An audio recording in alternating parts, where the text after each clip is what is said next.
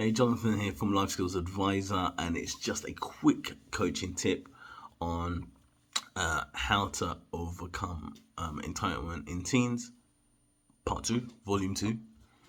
And in volume 1, I said about challenging on people and holding them accountable for the things that they say that they're interested in and the direction that they want to go, and asking them how they want to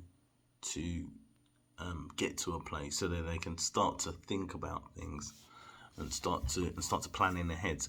Part 2 is to be curious as well, because quite often what I found with young people is where there's quite a strong sense of entitlement, or things should be this way, the world should be a certain way, well this should be happening now, or why isn't it, this isn't fair.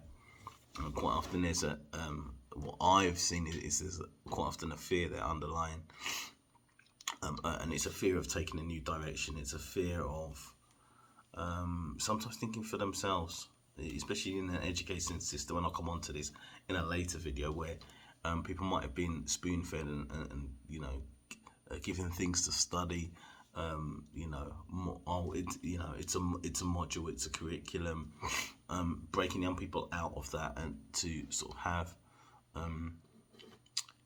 independent thought, but independent thought that can be challenged is something that's quite often difficult for them, and it I don't necessarily say difficult for them, but different for them.